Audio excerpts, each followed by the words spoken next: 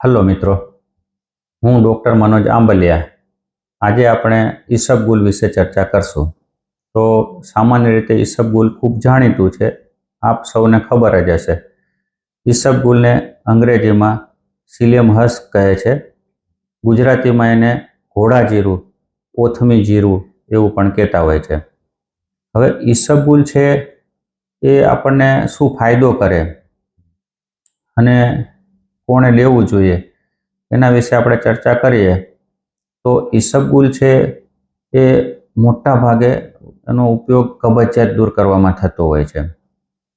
ઈસબગુલની અંદર ફાઇબર્સ હોય છે અને બહુ જ ઓછા માત્રામાં કાર્બોહાઈડ્રેટ્સ હોય છે. અને એની અંદર એવું તત્વ હોય છે કે જે અંદર ગયા પછી પાણીને શોષે છે અને એકદમ ચિકાસ પેદા કરે છે, કે જેનાથી જ્યારે ઈસબગુલ લેવામાં આવે તો આંતરડાની અંદર પાણી થોડુંક વધારે પ્રમાણમાં આવે છે અને ચિકાસ પેદા થાય છે, જેથી કરીને જાડો મળ છે એ આગળ ધકેલાય છે અને કબજિયાત રહેતો નથી ને આરામથી જાડો બહાર આવી જાય છે. ઈસબગુલ જેવી રીતે કબજિયાતમાં વપરાય છે એવી રીતે એવું સમજાવવામાં આવે છે, ભણવામાં આવે છે કે ઈસબગુલ હળવી માત્રામાં જાડા થયા હોય ત્યારે એ પણ મટાડી દે છે. તો એમાં જ્યારે હળવી માત્રામાં જાડા થયા હોય ત્યારે આયુર્વેદ એવું સૂચવે છે કે તમે દહીં સાથે ઈસબગુલ લો તો જાડા થયા હોય, ઢીલા જાડા આવતા હોય ને ઓછી સંખ્યામાં હોય તો એનાથી કંટ્રોલ આવી જાય. અને જો પાણી સાથે અથવા તો અન્ય પ્રવાહી જેમ કે દૂધ સાથે લેવામાં આવે તો એ કબજિયાત દૂર કરે છે. હવે ઈસબગુલ છે એ રેગ્યુલર લેવામાં આવે તો ઈસબગુલથી બીજો ફાયદો એ છે કે ઈસબગુલ છે આપણે જ્યારે ખોરાક લેતા હોઈએ છીએ અને એની અંદર જે ચરબીનું પ્રમાણ હોય છે, ફેટ હોય છે, કોલેસ્ટ્રોલ, એને એબ્સોર્બ ઓછું કરવા દે છે. એટલે ખોરાકની અંદર જે ચરબી છે એને થોડુંક લોહીની અંદર ભળતી થોડીક અટકાવે છે. એના કારણે કોલેસ્ટ્રોલનું પ્રમાણ જે બિનજરૂરી લોહીમાં વધે એ વધતું નથી.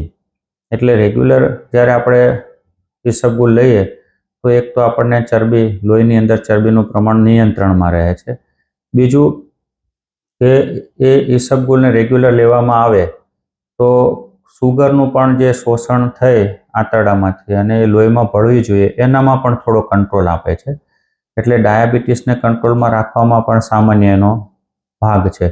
એટલા માટે ઈસબગુલ છે હૃદયના દર્દી હોય કે જેને કોલેસ્ટ્રોલ વધારે રહેતો હોય, પછી સુગરના દર્દી હોય કે જેને સુગર વધારે રહેતું હોય સાથે સાથે કોલેસ્ટ્રોલ પણ વધારે રહેતો હોય, તો એવા દર્દીએ ઈસબગુલ રેગ્યુલર લેવું જોઈએ.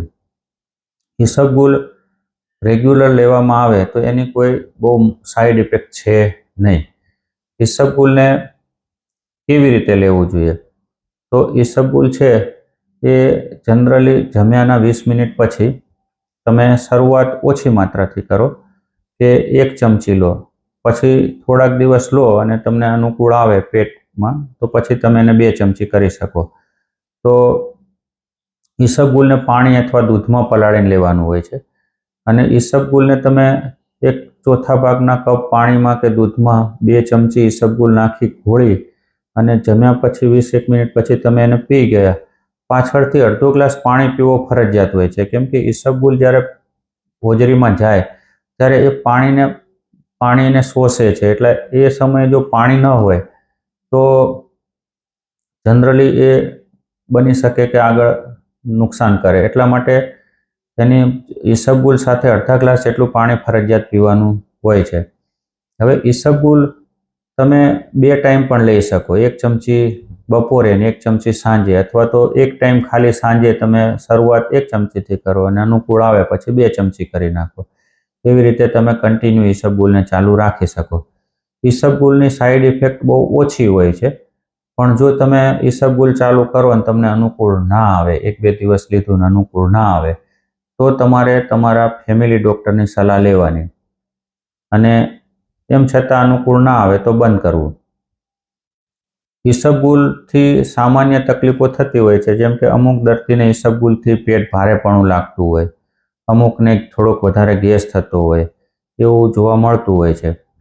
એટલે ઈસબગુલ ચાલુ કર્યા પછી અનુકૂળ આવે તો એને ચાલુ રાખવું. તમને કંઈ ફરિયાદ આવે તો ફેમિલી ડૉક્ટરની સલાહ લેવી.